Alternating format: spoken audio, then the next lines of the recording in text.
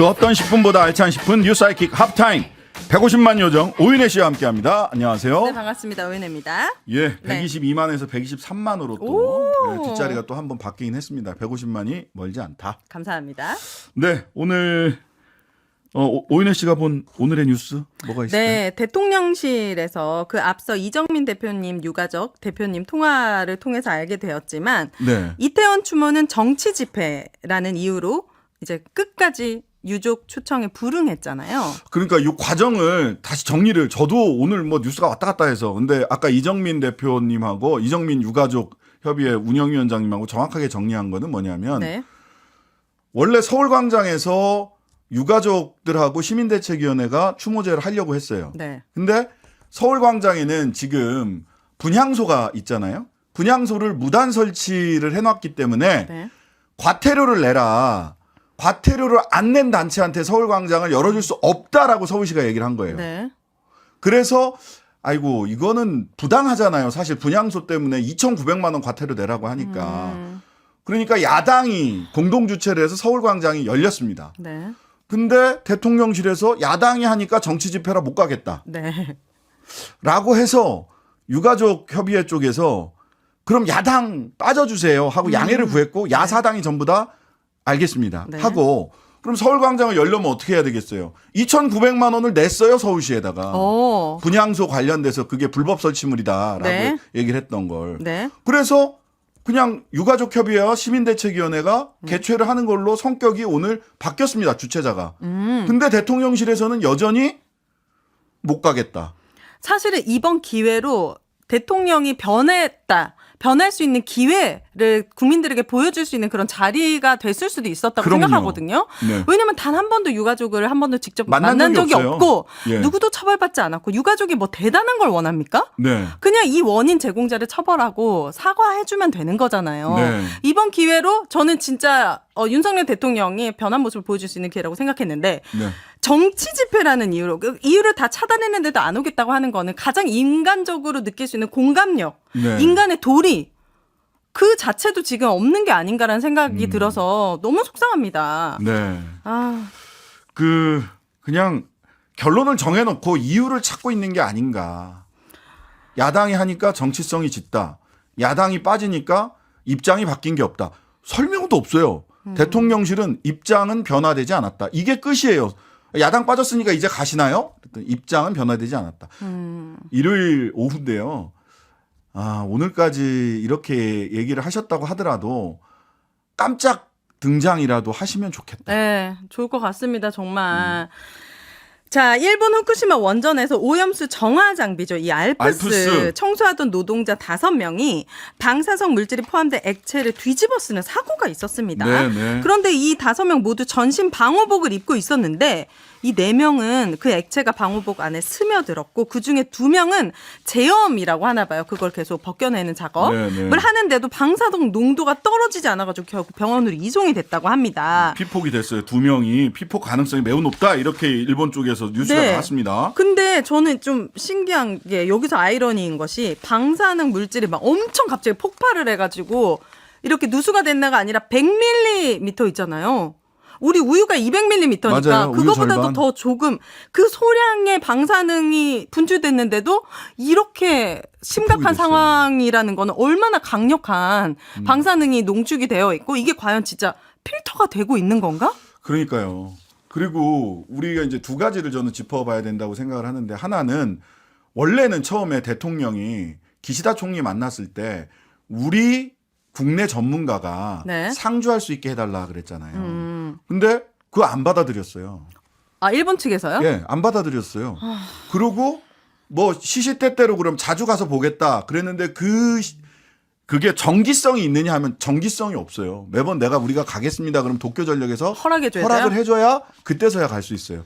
이런 알프스에서 고장이나 사고가 발생했을 때 우리는 실시간으로 알 수 있는 방법이 없어요. 그래서 아니 일본도 너무 인색하네요. 우리가 이렇게까지 거의 무슨 같이 방류를 도와주는 것처럼 침묵하고 옆에서 도와주는데 그 정도 전기로 하는 것까지 막는다는 건 너무 이기적인 거 아닙니까? 그리고 그 다음에 저는 근본적으로 제가 커피를 참 좋아하는데 여러분 아메리카노를 어떻게 만듭니까? 아메리카노? 예. 열매. 아니 그게 아니고 뭐요? 에스프레소. 네. 에스프레소 머신에서 에스프레소를 추출하잖아요. 예, 추출을 하죠. 네. 진한 거. 네. 거기다가 물 부으면 아메리카노. 맞아요. 예. 네. 그럼 에스프레소로 추출한 그 커피 원액의 카페인 양과 네. 물을 벗을 때 카페인 양 달라집니까? 어떡해요. 안 달라져요. 똑같아요. 카페인 양이. 맛은 진하고 옅어지는 차이가 맞아. 있을 뿐이지 카페인 양은 달라지지 않습니다. 그리고 한 가지 더. 빨대. 빨대를 꽂아서 마시면 네. 아메리카노 성분이 바뀝니까? 근데 이런 것들이 어떻게 국제사회에서도 통용이 되는 겁니까?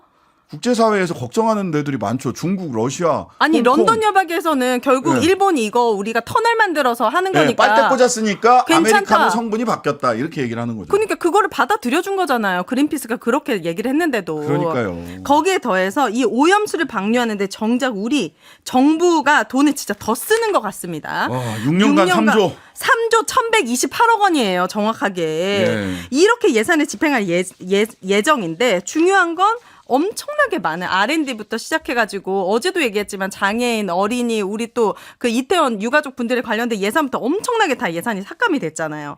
그리고 중요한 건 6년간 3조 원, 3조 1,128억 원이지만 향후 얼마나 더 이 돈을 투입해야 될지 우리는 알 수 없다라는 거. 뭐 30년 안에 이 문제가 해결될 거다라고 전문가들은 그렇게 보지 않습니다.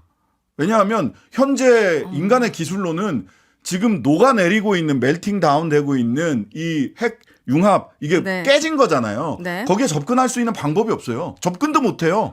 로버트가 들어갔다가 맞아요. 다 피폭돼가지고 고장나고 다 막. 고장나 버렸어요. 거기 못 가요. 30년 뒤에는 그거 기술이 우리한테 있습니까? 인류에게? 없어요. 아니 그러면 일본에 우리가 인접국의 피해를 알면서도 지금 방류하는 거면 구상권을 청구해야 되는 거 아닙니까? 아니 한두 근데 푼도 아니고 그게 지금. 과학적으로 문제 없다고 계속 얘기하면서 어떻게 구상권 청구를 합니까? 당신들 주권 사항이니까 우리가 결정적으로는 당신들이 선택할 문제지만 네. 우리는 방류에 반대한다.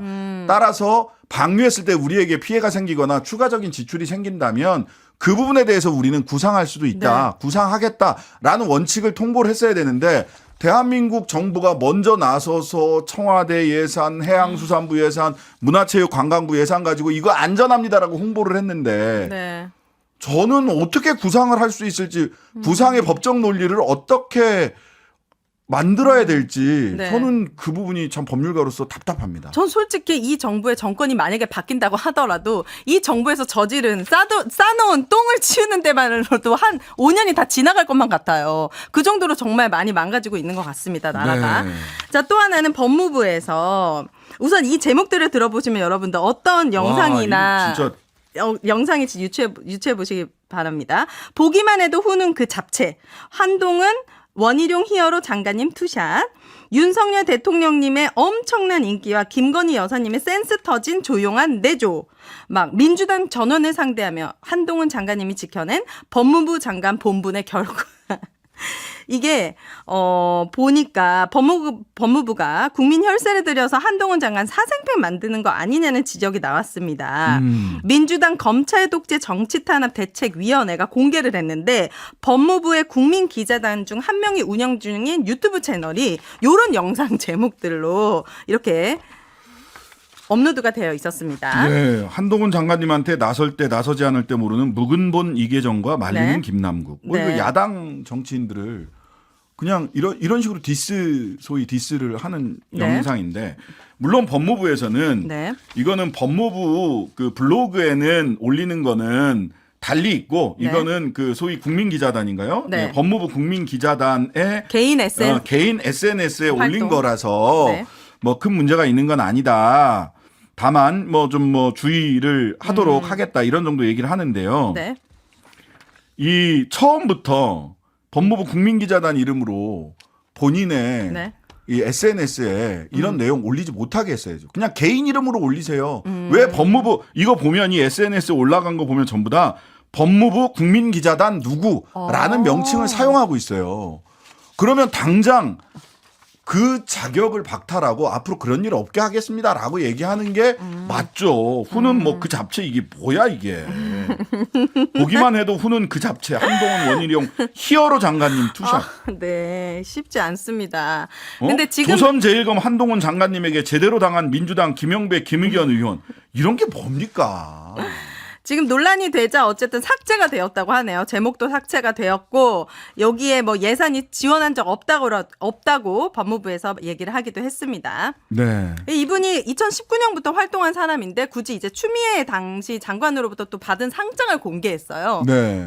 그때는 뭐 SNS 어떻게 올리셨는지 모르겠는데 어떤 네. 내용의 SNS를 올리셨는지 모르겠는데 네. 권력의 주변에는 그 권력을 지렛대 삼아서 뭔가 개인적인 이야기를 하거나 개인적인 뭐 그것이 권력이 됐든 돈이 됐든 간에 뭔가 그런 자신의 욕망을 추구하는 사람들이 모여들기 마련입니다. 네. 이 그런 욕망을 추구하는 사람들, 모여드는 사람들을 어떻게 관리할 것이냐, 어디서 자를 것이냐, 이것도 굉장히 중요한 정부의 능력 중 하나다. 알겠습니다. 말씀드립니다. 네.